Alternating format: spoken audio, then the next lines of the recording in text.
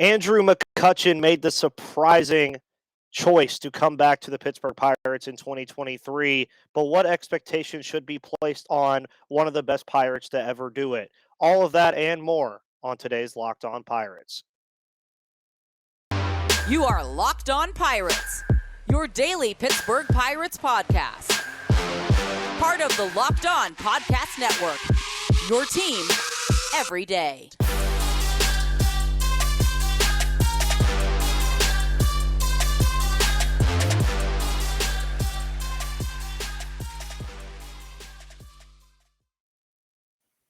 And welcome back to that Pirates podcast, everybody. My name is Ethan Smith, host of the Locked On Pirates podcast here on the Locked On Podcast Network, where it is your team, your Pittsburgh Pirates every day. And today's show is brought to you by FanDuel, but more on them later. And you guys are going to notice that it's kind of been a Bucks basement takeover this week. We had Gary on Monday, and now Craig joins us today on Thursday, which is possibly going to start becoming a regular occurrence as the season rolls on. But Craig, we are 2 days away from seeing an actual baseball game. It feels like it crept up on us like out of nowhere. Like I looked at my schedule and I said, wait, they play the Jays on Saturday? And everybody was like, whoa, like baseball's back. So baseball's back, Craig, pretty much. Yeah. How are we feeling? Man, I'm feeling excited. I love all of the stuff. And, I see that the media, especially, coming back from the COVID restrictions and everything over the past few years, they've been, given more access and they're closer to the players. And so seeing, all of these live at bats and seeing all the catchers do their drills and everything that's going on, it feels different this year. And it definitely, man, I'm just excited. I can't wait to sit down and watch that game on Saturday. Oh, yeah. And I will be at work, sadly. So I will be catching the back end of it and probably turning my notifications off to be able to watch it. But obviously, a lot of that excitement comes from what I've called the busiest offseason the Pirates have had in quite some time in terms of additions. If we're talking subtractions, 2020's offseason going into 2021 was the busiest offseason they had with Musgrove, Talion, and Bell all departing. But after a while, things did cool down. And then you eventually get to January. And all of a sudden, out of nowhere, Andrew McCutchen is back in Pittsburgh. Twitter goes crazy. Pirates beat reporters go crazy. I go crazy. Everybody went nuts. And then as time passed, everybody's still very much happy that he is back. I'm very happy that he's back. But it's interesting to kind of set expectations on a guy that we haven't seen play in Pittsburgh in almost 8 years. And he's been in a lot of different places since he has left Pittsburgh. He was in San Francisco. He was in Milwaukee. He was in New York. He was in Philadelphia. Had good success in all of those places. But how would you set expectations for what Kutch is going to do in 2023, seeing as that a lot of people might expect him to be what he was here, although we know in truth that's not the case. We know that he's not going to be that. Well, the first thing that I look at, and we were discussing this, before we jumped on here, was what, position Kutch is going to play. I mean, we're used to, for the longest time, Kutch being the starting center fielder and then being the starting left fielder with Marte, in there in center field. That's an expectation that Kutch has kind of like tempered to people just because, I mean, he's come out and said he sees himself more of a DH at this point. I know that Sherrington came out after that and said, oh yeah, we're going to, have him play some outfield as well. But it's just tempering that expectation. I looked up his stats for last year and, he was a DH for 82 games for the Brewers last year. So, over half the season was spent as a DH. So I think that you can temper your expectations to a degree about what McCutchen's going to do. I mean, we're not going to be looking at like the 300 hitter with, 20 bombs and, 25 doubles and all that stuff. But he still is a professional hitter. The one thing that gives me caution as far as setting expectations is going from the hitter friendly ballparks of Philadelphia and Milwaukee, especially for a right-handed hitter, to going to the chasm that is left field at PNC Park, and especially with that notch. The part about that is McCutchen really hasn't dropped off on the speed that much. So No. if he can start hitting those gaps and maybe get an extra push of adrenaline to get a few over to the left field loonies over there, wouldn't be a bad thing. But I keep on going back and forth as to I want him to at least hit those milestones. Yeah. As far as the home runs, the doubles, the hits is going to come, the walks are going to come. But I mean, the big thing for me is the home run. And I believe he has, what is it, 13 home runs that he has to go to the next milestone there. I believe so. Yeah, it's 13. It's in the realm of 13 to 16. I know that I've seen like varying numbers. But one thing that I do like to mention about Andrew McCutchen as well that's very interesting for anybody that wants to have expectations for him is in 2017, which was his final year as a Pittsburgh Pirate, he hit 279. We'll just look at the averages for a second. Since that point, he has never hit above that mark ever. Not since 2017. He's been 255, 253, 256, 253, 222, 237. So you've seen the drop off there, but on one hand, you see the drop off, but then let's also not forget that Kutch was a role player in New York. You look at the at bats, he had 87 at bats in New York in 2018. Then he has 219 and 217 in 2019 and 2020, obviously being a shortened year. But then he takes that huge leap back up in 2021 to 482 and then 515 last year, like you mentioned, with him DHing so much. And my biggest thing is just looking at what Andrew McCutchen is here for is not statistics. And you do not want Andrew McCutchen to be the reason that this team is winning baseball games. You do not want Andrew McCutchen to be the reason that the Pirates are winning 75 games this year as a possibility. You want Andrew McCutchen to be a catalyst to it, but you don't want him to be the main reason that it's happening. And I feel like with so many young players, especially young outfielders at the expense of this team right now, I think that's going to speak more volume than him hitting 275 with 20 home runs and 70 RBIs.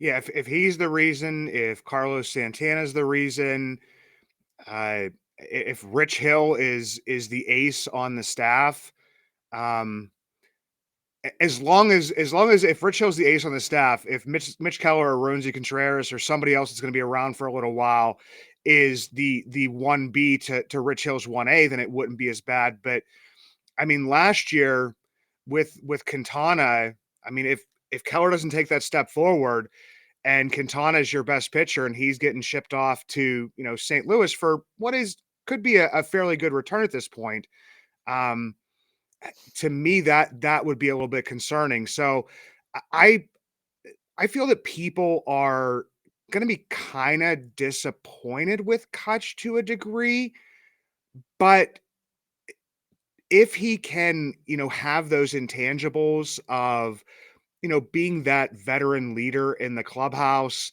to still performing to a certain level, not the level that Pirates fans are used to that haven't paid attention to him, since he left, then maybe, you have to take Kutch for what he is at this point in time. And unless, there is some drastic drop off, which he's already experienced to a degree, I see him doing something extremely similar, to what he did in Milwaukee. And what that ends up being is I think in B WAR, it's like a 1.1 WAR player. I mean, that's right where Carlos Santana was. That's right where G-Man Choi was. I mean, they're right around the same thing. So if you're looking for that from each of those guys, I mean, that's where you should kind of, I think, set your expectations for, and maybe think that it could be just a little bit lower than that. Yeah, and that's a great way to look at it too is these guys are going to probably be positive WAR players, but you're not going to see like 4.5. You're not going to see some outlier number that is going to be crazy, and that's what I would expect from Kutch as well. But before we continue talking about Andrew McCutchen's impact on the 2023 Pirates, and I'll also have a question for Craig regarding Andrew McCutchen that I have not asked really anybody yet. I want to let you guys all know about the wonderful people over at FanDuel. Of course, FanDuel Sportsbook makes every moment more at fanduel.com/locked on. The NBA season returns tonight after the All-Star break, which was to me. But now is the perfect time to download FanDuel, America's #1 sportsbook. Because new customers get a no-sweat first bet up to $1,000. That's bonus bets back if your first bet doesn't win. Just download the FanDuel Sportsbook app. It's safe, secure, and super easy to use. And then you can bet on everything from the money line to point scorers and threes drained. Sorry, I guess apparently can't say plurals today. Plus, FanDuel even lets you combine your bets for a chance at a bigger payout with a same game parlay. And don't forget, you can bet on the Pirates win total above or below 68.5 wins. I've been telling everybody every single time I read this read that you need to hammer the over. They're going to win more than 68.5 games this year. So don't miss your chance to get your no sweat first bet up to $1,000 in bonus bets when you go to fanduel.com/locked on. That's fanduel.com/LOCKEDON to learn more and make every moment more with FanDuel, an official sports betting partner of the NBA and the Locked On Podcast Network. So again, when it goes to Andrew McCutchen and where he sits, is I think me and you agree.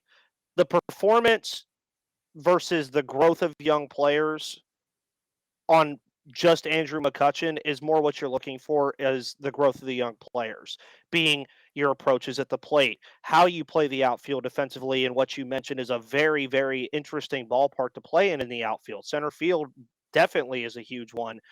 And there's a plethora of guys that are going to be under Kutch's wing at some point. I mean, you're talking about Jack Sawinski, who's going to be probably the starting left fielder who I talked about yesterday.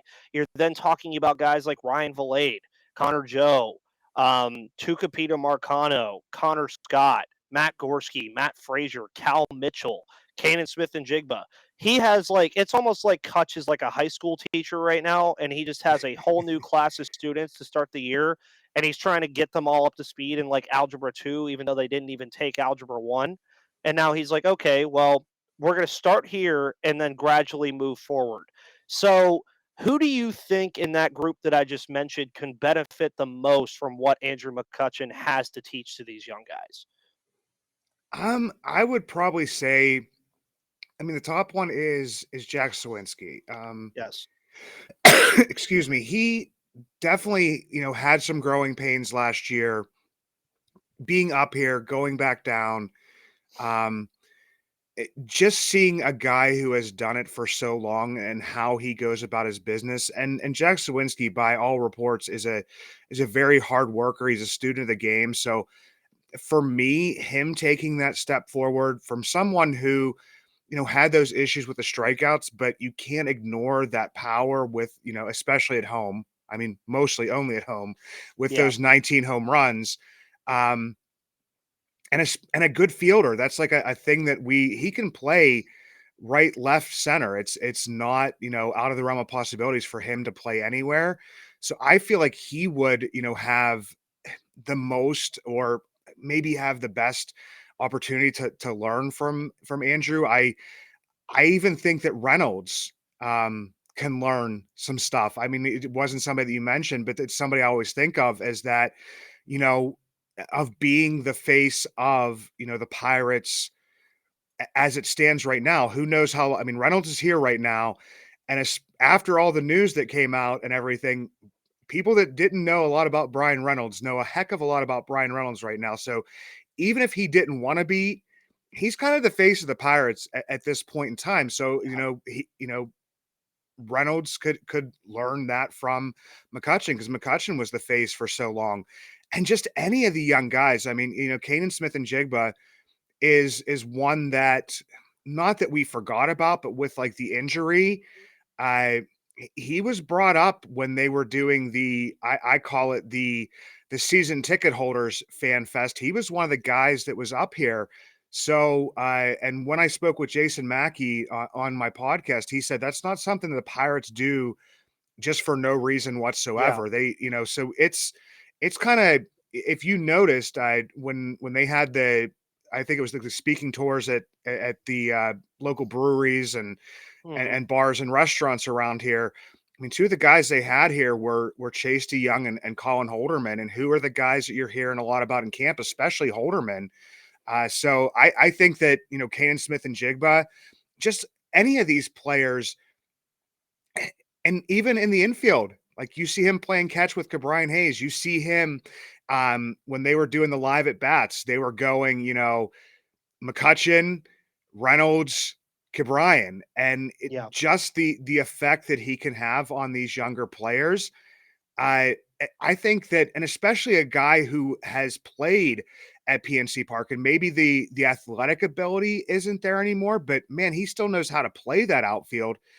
He can give some guys on pointers as to way, it's coming off the bat. I mean, there's just so many little things within baseball. And I think that's why we all love baseball so much, is because it isn't just pitch the ball, hit the ball, throw the ball. It's, that I think it was like a Bull Durham quote or something. It's Hmm. not just that. It's all these little intricacies of things that, he will have all this information from have been playing here for as long as he had. And even, he came back and played here with the Brewers. He came back here and played with the Phillies. Like, he knows PNC Park so well. But there's just, man, there's just so many outfielders, and it's. I wanted to say this when we were talking about the expectations. I see Ben Cherington as a person who is trying to not get that negative war from positions anymore. So you look at like Hmm. the first base and the DH combined. I mean, Daniel Vogelbach had a pretty decent year for us when he was healthy and when he was able to play. I shouldn't say I thought he was going to play a little bit more first base because he had for Milwaukee the previous year. He didn't. Was strictly a DH. And then what ends up happening is you get, that negative 3.3 F war or whatever it is, worst first base that I mean we've ever seen probably played. And we've seen some pretty bad, first base played Yeah. in Pittsburgh throughout the years. And with that DH, so if you take those three players in G-Man Choi, uh, in Carlos Santana, and then in Andrew McCutchen, um, you're looking at a positive war there from those two positions, and I think that's with the veteran leadership, and with that, it's not letting there be a hole there, and not letting the team fall off too far. Yeah. And I, I can't agree more, honestly. It's really just, instead of throwing like some random veteran out there, you actually went out and spent money on veterans that are trustworthy, like Santana, Choi, Hill, Velasquez. Velasquez, in a way, is trustworthy depending on how you utilize his skills. But that's a episode for a whole nother day. But then you get McCutcheon, and I do still find it very fascinating and funny now that we can say that that trade was a win for the Pirates because they're both on the same team now. And Kutch also only played half a season in San Francisco before he was traded to New York. So I think the Pirates very clearly figured that one out. Um, but what gets interesting with me now is this is kind of the question that I wanted to ask, the like not big question, but a question that I haven't really asked much before is a lot of the question that I have with this Pirates team and host of the Locked On Podcast Network, specifically Jeff Carr over at Locked On Reds, has continuously told me that this Pirates team is going to be a competitive ball club. What gets interesting to me is when I look at like what team I want to compare the Pirates to from last year. Like what team would this Pirates team be like that played last year? And I gravitate towards one team no matter what direction I go. And it's the Baltimore Orioles of last year. There's a multitude of reasons why. Because the Orioles had very good players around, like Ryan Mountcastle. They had Trey Mancini. They had um, who's the pitcher that they traded to? Can't think all of a sudden. But Jordan anyway, Lyles. yeah, yes, the Jordan Lyles, yes. But you look at that whole group of that team and where they were at the All-Star break and how they had that huge second half where everybody thought, oh my God, the Orioles are going to make the playoffs. But obviously they fell short. For some reason, I keep saying with how this team is built and then looking at who the general manager is, I even go all the way back farther. Not saying this is what the Pirates are going to do, but they just remind me of this team, the 2013 Red Sox, the team that made Ben Cherington famous, pretty much. A team that saved his job, for the lack of a better word, in Boston. So, with Andrew McCutchen in mind, most people would say, oh, Rich Hill's probably gone at the deadline. Santana and Choi are probably gone at the deadline. Maybe you throw in Velasquez, you throw in some other veteran piece. Maybe Brian Reynolds is a guy that they trade at the deadline. Or do they not? I mean, is this another Andrew McCutchen is here for a couple months and then he's gone to go chase a World Series ring? Or do you think McCutchen is here the entire season? I mean, everything that I've heard, the writing on the wall is that and I think Jason Mackey said it best.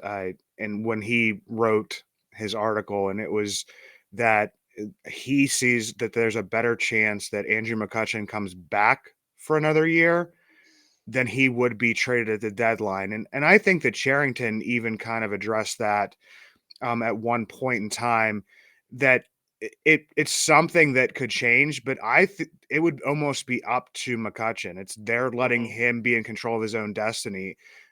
Is that if I honestly believe it would be on the type of year the Pirates are having, the type of year Andrew McCutchen is having, and you got to at least listen. And that's been like the biggest thing with Charrington so far is everybody just keeps on saying like, well, you know, there's this rumor out here, there's that rumor out there. And I'm like, well, if he was just shutting the door and wasn't listening to something, um, then he wouldn't be doing his job. No. I would stick towards the fact that I would see, especially with, McCutchen being able to be, it might be towards the end of the year and he might be just that fill in, rest day for hopefully, a starting outfield that looks pretty solid and maybe a DH that emerges either on the team now or, from AAA, that he just kind of becomes that fill in guy and that it's not even like on the radar to kind of trade him. Yeah, but I do agree, Ethan. All those other guys you mentioned, and even possibly an Austin Hedges, Mm-hmm. the number of teams that could be going for a playoff spot. And I'm not saying you would get a ton back, for him in return. But if somebody's looking for a solid defensive minded catcher, heading into the playoffs, even if it's a backup, I mean, I could see some teams calling on him as well. So I think that there'll be enough other pieces moved that you wouldn't even be really considering moving McCutchen unless once again he would request it. I mean, he's the guy that reached out and said, "I want to come back," Mm-hmm. and they listened on that. So I would think that if he said, I know that the Pirates fans might be pretty upset if you move me here, but I kind of see it as what looks best for my career. I mean, I would see the Pirates listening again because I mean, chasing that it depends on. I mean, every player wants to win a championship, but do you also just kind of want to finish off, where your career started? Yeah, and I think that's the biggest logjam there. And again, I would say the odds of him getting traded at the deadline are slim to none, depending on where they are. Because I mean, it would just kind of be a slap in the face to Pirates fans. It would be like, okay, hey, we brought him back to get you interested in the season, and now that we're 10 games under 500, what's the point? Like, we don't need him anymore.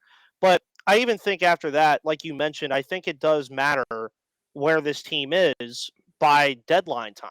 And the reason that I brought up the 2022 Baltimore Orioles is because I think this Pirates team, and I looked all through the schedule the other day, I believe on Tuesday, and there were only a certain couple of like stretches where I was like, oh, this is going to be a bad stretch because they play like the Dodgers and the Cardinals back to back or something, or they play like Houston and Seattle back to back on a West Coast trip. I'm like, okay, those are going to be tough.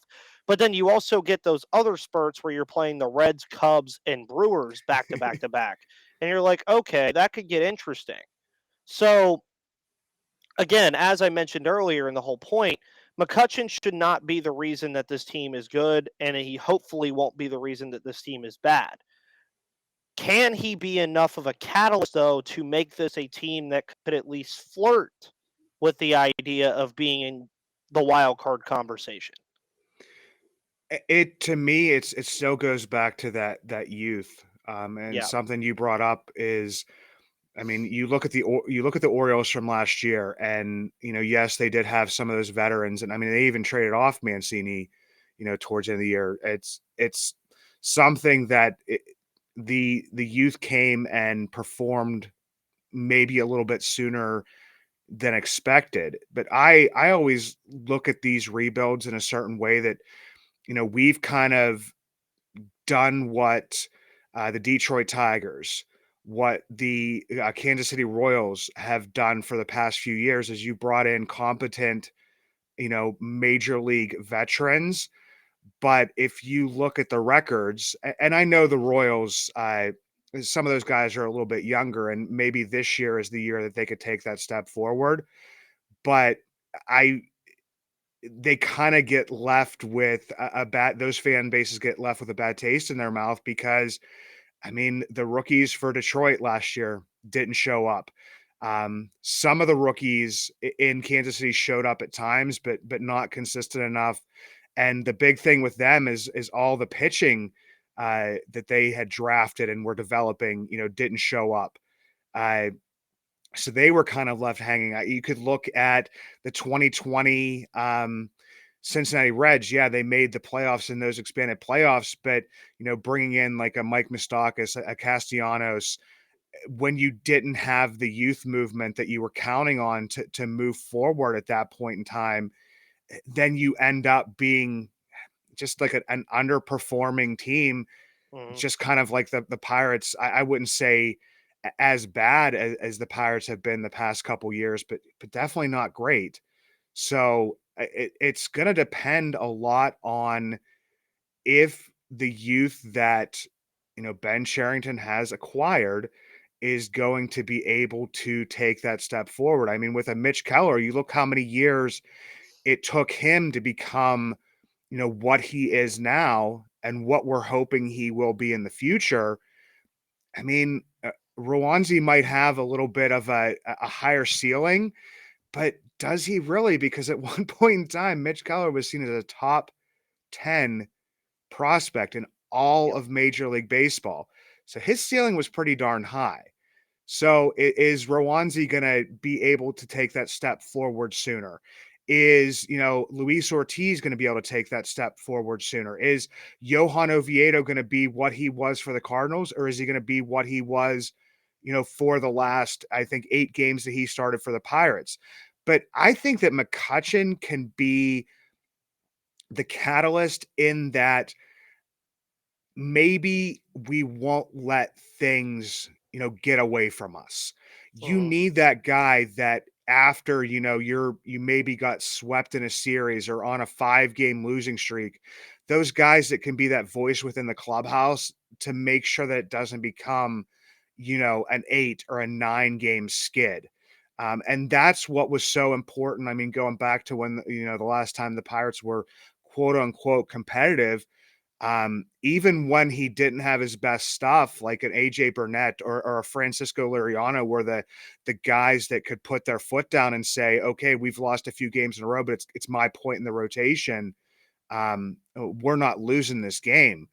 Uh, So that's where I feel like these veterans are going to become even more important, is that, you know, of course they want to perform well for themselves, because some of them they know will possibly be moving to a contender and want to be, somebody that a contender wants at that point in Yeah. time in the season. But I also think they're going to be those guys that are just like, hey kids, knock it off in the clubhouse. Like, we just lost however many games in a row. Is this how you want your major league career to go? So Hmm. that's where I think that is going to be, you know, and McCutchen, it's just like he's like, I struck out twice in a row.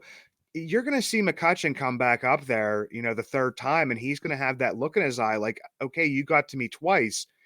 I'm going to show these guys that they're not going to get to me, a third Yeah. time. So I know that a lot of that is, not something that can be quantified within baseball, and it's not in the numbers, but it's something that, that veteran leadership that they've been lacking in the clubhouse. I mean, they've overloaded it at this point in time, and it's with, some guys that, have those personalities. And, Austin Hedges works behind the scenes. It looks like Rich Hill works behind the scenes, except for when he's throwing the ball and doesn't like where it goes and throws out expletives, which I love to see. But Andrew McCutchen is one of those guys that mingles with everybody. And it doesn't matter if you're, going to be a starter this year, or you're just a guy who was, a non-roster invitee to camp and may not even have a shot to make the team. I mean, he'll sit there and he'll take his time with you. So those guys are great to have in the clubhouse. And I mean, Carlos Santana is the same type of player. So that's where that stuff's going to be. But I mean, like, once again, with Pirates fans, is to temper the expectations as far as, I mean, a lot of Pirates fans, and this, Ethan, from interacting with them on Twitter and Facebook and on your podcast and in the chat rooms and stuff. I mean, they're going to look at the batting average of McCutchen. They're going to look at, Hmm. not seeing him in the outfield. Like, why is he DHing so much? Or, why is this guy playing in the outfield over him? I mean, you kind of got to set that stuff aside and just see, what McCutchen is bringing to the team, and if those younger guys that he's, mentoring at this point in time in his career, if they're taking that step forward. Very much so. Yeah. I mean, I agree. Couldn't agree more. 2023 is here. Let's see if we get another Kevin Newman batting average guy in spring training this year that we all overreact to. But Craig, coming on the show for the first time, again, probably going to end up being a thing every Thursday. But where can people find all of your work that you do for the Pittsburgh Pirates outside of the Locked On Pirates podcast? Go to @Bucks Basement on Twitter, Bucks in the Basement on Facebook. I mean, we do also have an Instagram @Bucks Basement.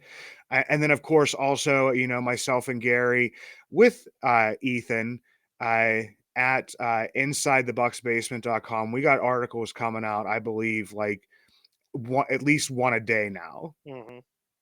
Yeah, so it's some good stuff. I'm over there, have a great group over there as well. But we have baseball in a couple days, so I'm sure next week we'll have about 5 or 6 spring training games. I think by then, sure we'll have some actual baseball to talk about rather than expectations. So my name is Ethan Smith. That is Craig. Thank you guys for tuning into the Locked On Pirates podcast today here on Thursday, February 23rd, and I will see you guys on the flip side.